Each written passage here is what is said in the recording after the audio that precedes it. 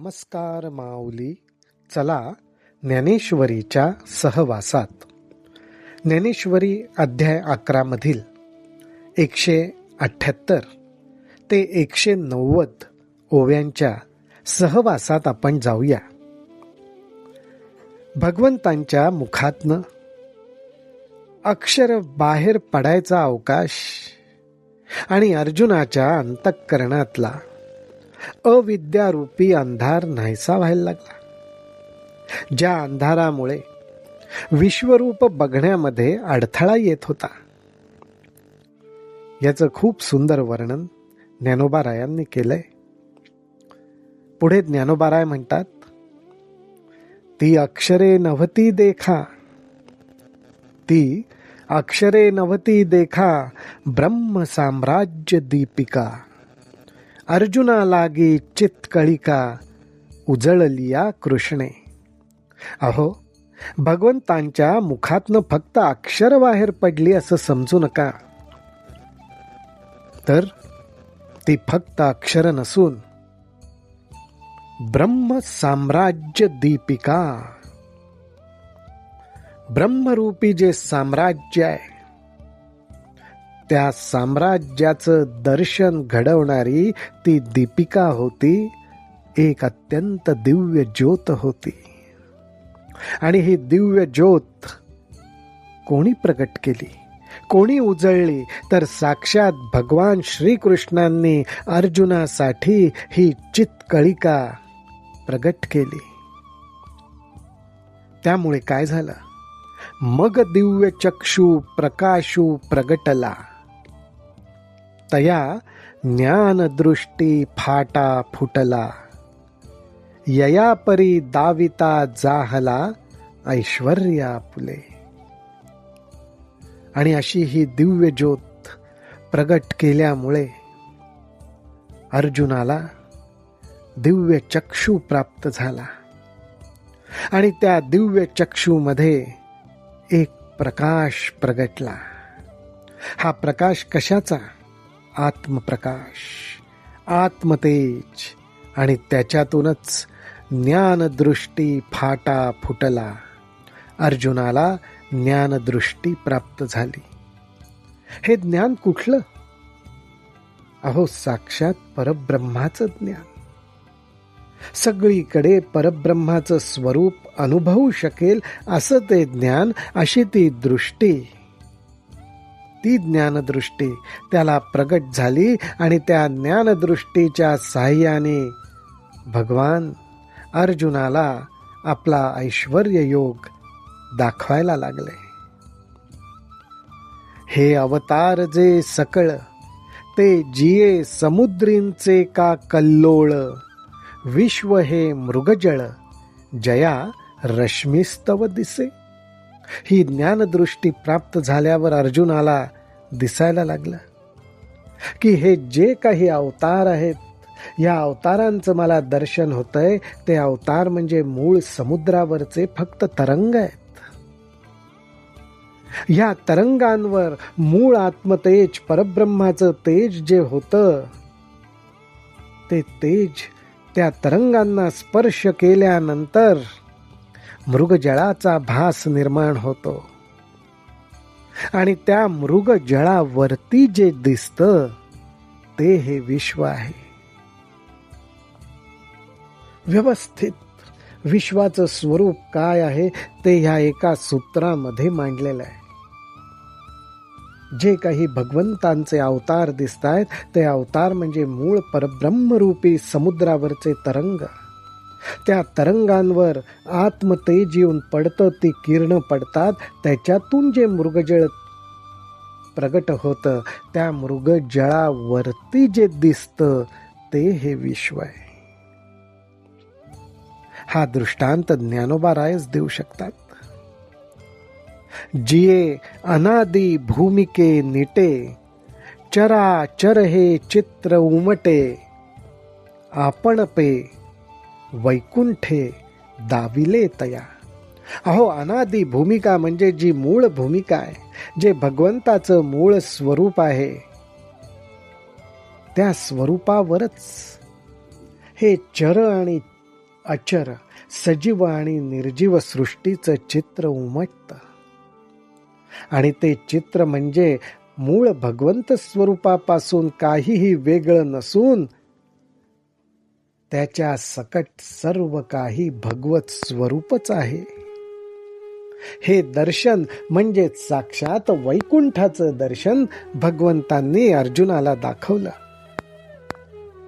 मागा बाळपणी येणे श्रीपती, जै एक वेळ खादली होती माती, तै कोपोनिया हाती यशोदा धरिला. अहो, या श्रीपतींनी म्हणजेच या भगवंतांनी एकदा बालपणी खेळता खेळता माती खाल्ली. त्याचा यशोदा मैयाला राग आला आणि यशोदा मैयांनी या बाळ श्रीपतीला पकडलं, धरून ठेवलं. मग भेणे भेणे जैसे, मुखी झाडा द्यावयाचे निमिसे, चवदाही भुवने सावकाशे दाविली तिये. आणि एकदा का यशोदा मातेने हात धरलाय हे पाहून घाबरत घाबरत, माझ्या मुखामध्ये काही नाही, माती मी खाल्लेली नाही हे दाखवण्यासाठी त्यांनी मुख उघडलं. तर त्या मुखामध्ये 14 भुवनांचं सावकाशपणे यशोदा मातेला दर्शन घडलं. एवढंच काय, ना तरी मधुवनी ध्रुवासी केले, जैसे कपोल शंखे शिवतले, आणि वेदांचीही मती ठेले, ते लागला बोलो. आणि अहो, एवढंच काय, तर ह्या श्रीपतींनी, या भगवंतांनी मधुवनामध्ये ध्रुव बाळ तपश्चर्येला बसला होता. त्यावेळी प्रसन्न होऊन त्या ध्रुव बाळाच्या गालाला आपल्या हातातल्या शंखाने अलगद स्पर्श केला. त्याबरोबर त्या ध्रुव बाळाच्या मुखातून जे शब्द बाहेर पडायला लागले ते पाहून वेदांची सुद्धा मती म्हणजे बुद्धी अवाक झाली. तैसा अनुग्रहोपै राया, तैसा अनुग्रहोपै राया, श्रीहरी केला धनंजया, आता कवणेकडे ही माया, ऐसी भाष नेणे तो.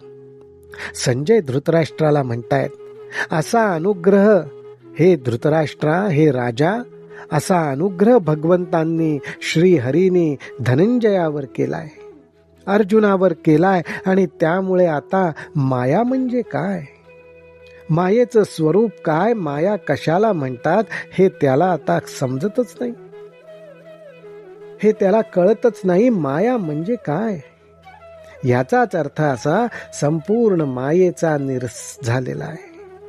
संपूर्ण मायेचं निरसन झालेलं आहे. माया कशाला म्हणतात हे आता अर्जुन जाणतच नाही. एक सरे ऐश्वर्य ते जे पाहले, तया चमत्काराचे एकारण वजाहले, चित्त समाजी बुडोनी ठेले विस्मयाच्या. अहो, अर्जुनावर श्रीहरीने हा जो अनुग्रह केलाय, तो अनुग्रह केल्याबरोबर एक सरे अर्जुनाला जिकडं तिकडं ऐश्वर्याचं तेजच बघायला मिळायला लागलं. अर्थात भगवंतांनी याला ऐश्वर्य योग म्हटलेलं आहे. भगवंतांच्या योग सामर्थ्याचं तेज त्याला दिसायला लागलेलं आहे आणि त्यातच तो आश्चर्यचकित होतोय. जणू काही त्याच्यासाठी संपूर्ण आश्चर्याचाच एक समुद्र, एक समुदाय सर्वत्र पसरलेला आहे आणि त्या आश्चर्यामध्येच तो आता बुडून जातोय. जैसा आ ब्रह्म पूर्णोदकी, पवे मार्कंडेय एकाकी, तैसा विश्वरूप कौतुकी पार्थुलोळे. अहो, ज्याप्रमाणे आ ब्रह्म पूर्णोदकी म्हणजेच ब्रह्मलोकापर्यंत संपूर्ण पूर्णोदकी म्हणजे पाण्याने भरून गेलं, जलमय झालं, त्यावेळी त्या जलामध्ये फक्त एकटे मार्कंड ऋषीच पोहत होते. त्याप्रमाणे या विश्वरूपाचा जो समुद्र सगळीकडे भरलाय त्याच्यावरती आता पार्थच म्हणजे अर्जुनच फक्त लोळतोय, अर्जुनच फक्त पोहतोय. त्या अर्जुनाची काय अवस्था झाली. म्हणे केवढे गगन येथ होते, ते कवणे नेले पाम केवते, ती चरा अचरे महाभूते काय जाहली. अहो अर्जुन आता आश्चर्याच्या महासमुद्रात बुडालाय. तो म्हणतोय की अरे या ठिकाणी तर विशाल असं आकाश होतं, ते आकाश कुठे गेलं, कोण त्याला घेऊन गेलं. त्या आकाशामध्ये इतर महाभूत सामावलेली होती, त्या महाभूतांचं काय झालं.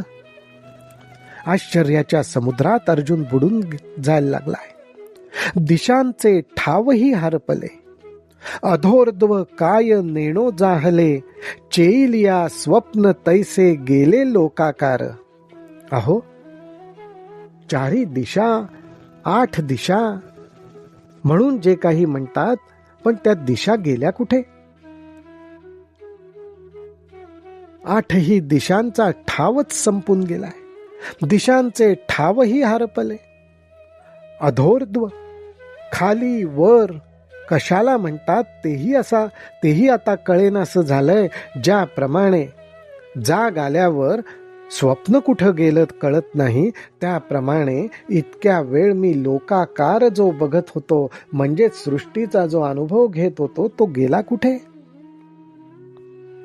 नाना सूर्य तेज प्रतापे, नाना सूर्य तेज प्रतापे, सचंद्र तारांगण जैसे लोपे, तैसी गिळिली विश्वरूपे प्रपंच रचना.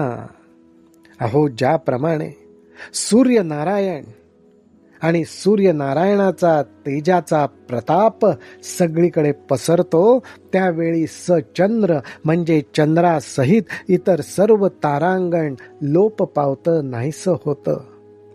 त्याचप्रमाणे जणू काही विश्वरूपाचा सूर्यनारायण प्रगटलाय आणि त्याच्यामध्ये संपूर्ण प्रपंच रचनेचा लय झालाय. या विश्वरूपी नारायणाने ही प्रपंच रचनाच गिळून टाकलीये असा अनुभव अर्जुनाला येऊ लागलाय. राम कृष्ण हरी, राम कृष्ण हरी, राम कृष्ण हरी.